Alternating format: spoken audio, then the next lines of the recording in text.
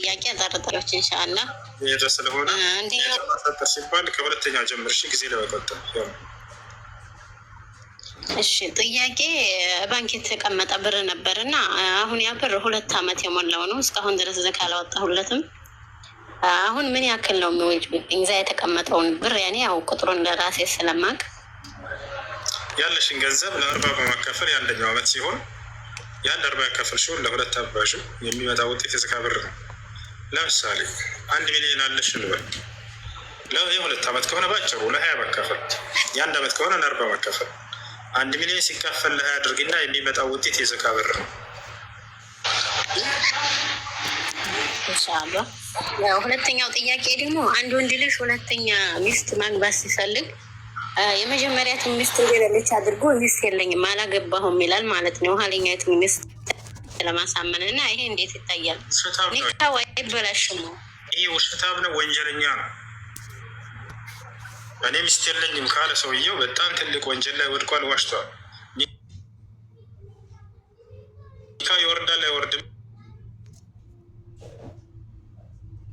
ከሆነ ይህን ቃል የተናገረው የዛኔ ኒካ ይወርዳል። ኒካን ለመውረድ ካላሰበ ግን እንደ ውሸት ብቻ ነው የሚቆጠሩበት። ወደ አላህ ተውበት ዳር። ወአለይኩም ሰላም ወረሕመቱላህ በረካቱ። አንድ ጥያቄ ነበረኝ። እሺ አሁን ማለት ነው ለቤተሰብ ማለትም ለማግባት ማለት ነው። አሁን ስደት ነው ያለሁት አይደለም? አይ ስደት ነው ያለሁት። ወደ ኢትዮጵያ ገብቼ ማግባት እፈልጋለሁ። ቤተሰብ ደግሞ እንድመለስ አይፈልግም። የእነሱን ትዕዛዝ ጥሼ ሄጄ ባገባ ወንጀል ይሆንብኛል? ሴት ልጅ ለአቅመ ሔዋን ከደረሰች መዳር እንዳለባቸው ቤተሰቦች እስልምና ያስተምራል። ለአቅመ ሔዋን ደርሳ ያልዳረ ሰው ለትዳር እየመጣላት የሚመቻት ሰው ለትዳር የሚሆናት ሰው እየመጣ የሚመልስ ሰው ነገ ወልቂያማ እነዚህ ሰዎች ይጠየቁበታል። ወላጆቿ ዑመር ብን አልኸጣብ ዘውጁ አውላደኩም ኢዛ በለጉ ይላል። ልጆቻቸው ለአቅመ አዳም ለአቅመ ሔዋን ከደረሱ ዳሯቸው ይላል።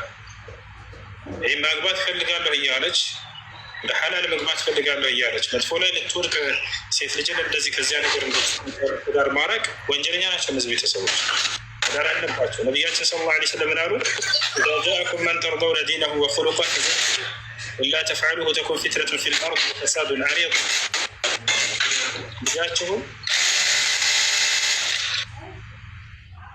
ልጃችሁን ዲኑንና ስነ ምግባሩን የምትወድለት አይነት ሰው መቶ ለትዳር ከጠየቃችሁ ዳሩት አሉ። ዳሩት። አይ አታገቢም፣ አሁን ብዙ ዓመት ሰርተሽ ከዚያ በኋላ እንዲያድርገሽ ብለው ብዙ ነገር የደረድሩባትና ይሄ ሳታሳኪያት መቼም የሚሉ ሰዎች እነዚህ አትስማቸው እና በዚህ ነገር ላይ አትጠየቅም። ይህንን እነሱ ትእዛዝ ጥሳ ብታገባ ጀዛኪላህ ኸይር አልሽኝ። አላህ ምንዳሽ ይክፈልሽ እያልሽ ነው። ስታይ እኔ ሴት እመስላለሁ?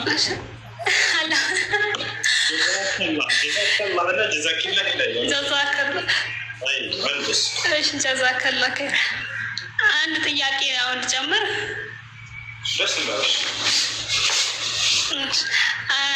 ማለትም አሁን ማለት ነው ነፍስያችን ትፈታተነናለች። ማለትም በአላህ ዙሪያ ማለት ነው ውስጣችን ላይ የምናስበው ነገር እንጠየቅበታለን።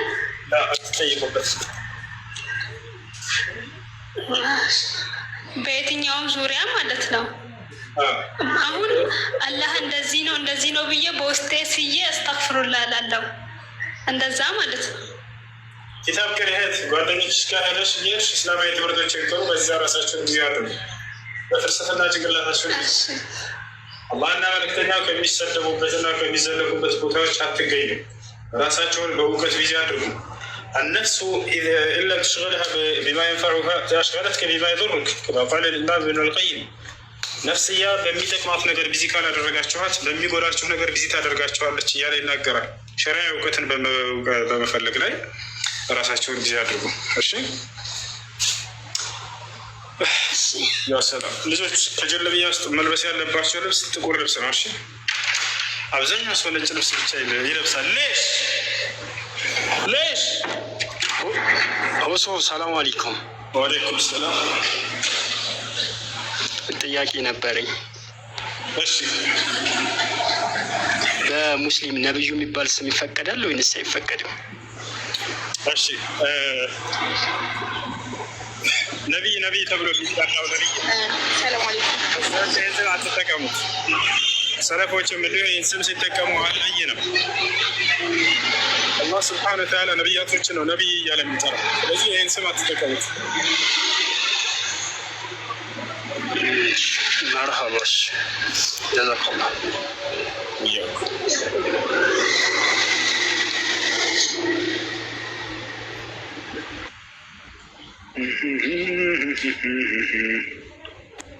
ሁሱ እና እኔ አሁን ሙስሊም ነኝ፣ ነብዩ ነው ስሜ፣ ማስቀየር አለብኝ ወይንስ? አዎ ቀይር። ነብይ እያሉ እንዳይጠሩ፣ ነብዩ እያሉ እንዳይጠሩ ቀይር። ደስ የሚል ሙሐመድ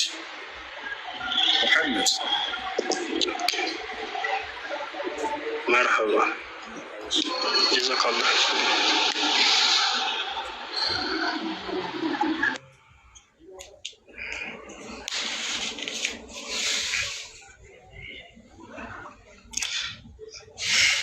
اللهم صل على محمد يا نبي زين يا كرتنا استغفر الله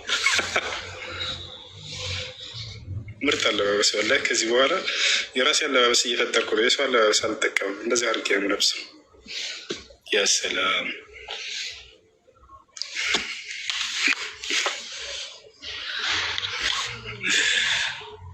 ወይንም በቃ እንደዚህ ህዝብ ግማሹን ወደዚህ ግማሹን ወደዚህ። ኧረ ወላሂ ደስ ይል። የማን አለባበስ ነው ካሉኝ የእኛ የኢትዮጵያኖች አለባበስ እላቸዋለሁ። ያ ሰላም እንደዚህስ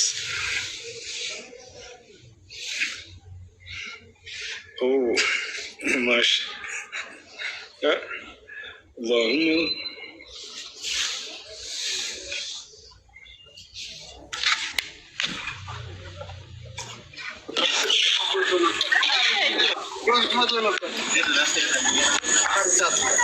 ውሱ አሰላሙ አለይኩም ወረህመቱላሂ ወበረካቱ።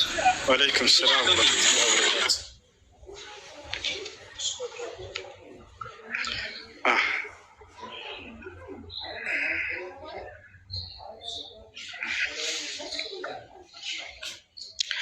አዛ እናድርግ በቃ። አንድ ቲክቶክ ላይ ሲዘዋወር ያየሁት ጥያቄ ነበረኝ እና እሱን ለመጠየቅ ነበር የገባሁት። አንድ ያዛላት ከነቢያችን ከነቢዩ ሰለላሁ ዐለይሂ ወሰለም በኋላ የተቀበረ ነቢይ አለ ቢል ነገር አይቻለሁ እና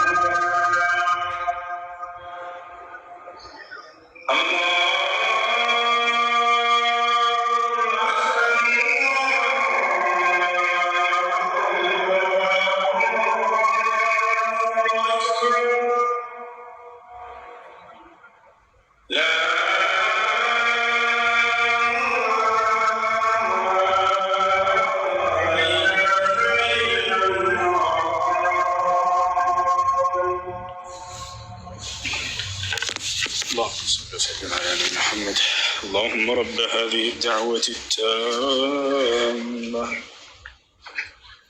والصلاة القائمة آت محمدا الوصيلة والفضيلة وبعث مقام محمودا الذي وعدته. الحمد لله.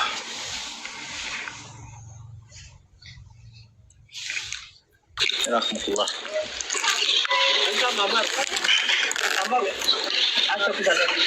በድጋሚ አሰላሙ አለይኩም። ጥያቄ እንዴት አድርጌ ነበር?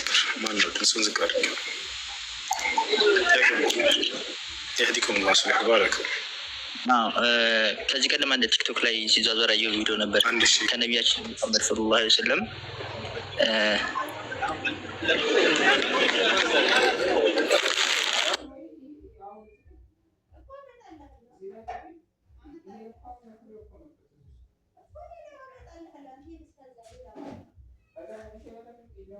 ምን አልከኝ? ወንድም ጥያቄ ምንድን ነው? ከነቢያችን ሰለላሁ ዐለይሂ ወሰለም በኋላ የተከበረ ነብይ እንዳለ እሱን ግልጽ እንታደርግልኝ ነበር። መርሐባ። ማን እንደሚባል ማለት ነው? ዳንኤል ይባላል። ነቢዩላህ ዳንኤል ዓለይሂ ሰላም። ዳንኤል ዓለይሂ ሰላም። ዳንኤል ዓለይሂ ሰላም ነቢያችን ሰለላሁ ዐለይሂ ወሰለም ከተከበሩ በኋላ የተከበረ ነቢይ ነው። መርሐባ። ሽክራን ሐቢብ ጀዛከላህ።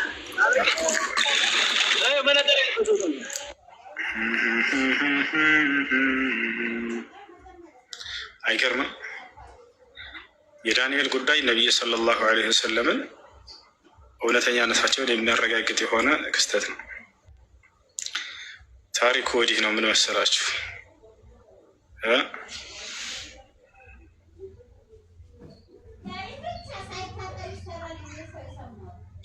ስለ ዳንኤል ታሪክ ልንገራችሁ።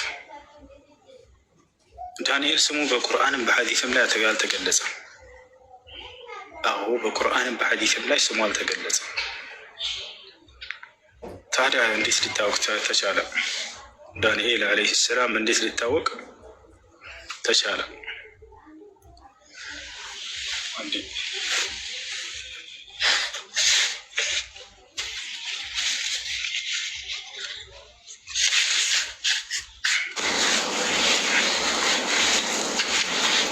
ዳንኤል ዓለይሂ ሰላም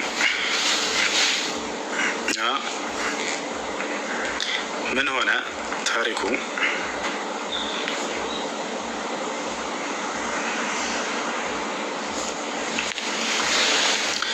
ዑመር ብን አልኸጣብ ረዲየላሁ አንሁ እያስተዳደረ ባለበት ጊዜ ሙስሊሞች ጅሃድ ላይ ነበሩ። በርካታ ሀገራቶችን ከፍተዋል። አይሁዶች በሚገኙበት ስፍራ በሆነ ስፍራ ላይ ሳሉ ሙስሊሞች ድል አደረጉ። ወዲያውም አይሁዶች ከዚያ ቦታ ላይ ሸሹ።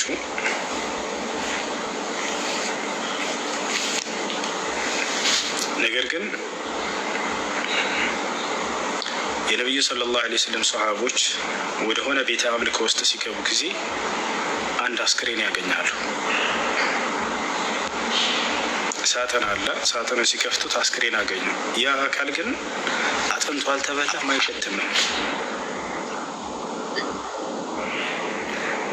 ከአስክሬኑ ራስጌ ስር የተጠቀለለ የተጻፈ ጽሑፍ አገኙ። ሲገልጡት ጊዜ ዕብራይስጥ ጽሑፍ ነው። ሰሃቦች ደግሞ አረበኛ ብቻ ነው የሚችሉት፣ ዕብራይስጥ አይችሉም። በዕብራይስጥ የተጻፈ ነው፣ መክቱብ ብልዕብራንያ። ከዚያ ግን ከሰሃቦች መካከል እስልምናን የተቀበሉ አይሁድና ክርስቲያኖች ነፋሉ፣ ዕብራይስጥ ማንበብና መረዳት የሚችሉ። ማን የሚባልን ጠሩ ሰሃቦች። ቀጥታ ይህን ደብዳቤ ወስደው ለከዕቡል አሕባር ሰጡት። ከዕቡል አሕባር በጣም ሊቅ የነበረ አይሁድ ነው፣ እስልምናን ተቀብሎ ነው። ከዕቡ ሆይ ይሄን አግኝተን ነው፣ እስኪ አንብብና ምን እንደሚል ትርጉሙን ንገረን። ወዲያው ከዕብ አነበበው። እኔ የአላህ ነቢይ ዳንኤል እባላለሁ ይላል። በዚያ ላይ እኔ የአላህ ነቢይ ዳንኤል እባላለሁ። ከእኔ በኋላ ስለሚመጡ 2 ነቢያት እነግራችኋለሁ እያለ በትንቢት ደረጃ ታላላቅ ነቢያት ብሎ ይገልጻል። አንደኛው መሲሁ ስለ መሲሁ ተናግሯል። ሁለተኛ ደግሞ ስለ መጨረሻው ዘመን ነቢይ ስለ ነቢዩ ሙሐመድ ሰለላሁ ዐለይሂ ወሰለም ይናገራል። ከነቢዩ ሰለላሁ ዐለይሂ ወሰለም ጋር ስላሉት ጀግኖች አብረዋቸው ስለሚኖሩ ስለ ሷሃቦች ሁሉ ተነግሯል። በዚያ ላይ እስከ መጨረሻው ዘመን ትውልድ ድረስም አስክሬኔ ሳይቀበር ይቆያል አለ። አንድ ላስቸግር እቀጥልላቸዋል።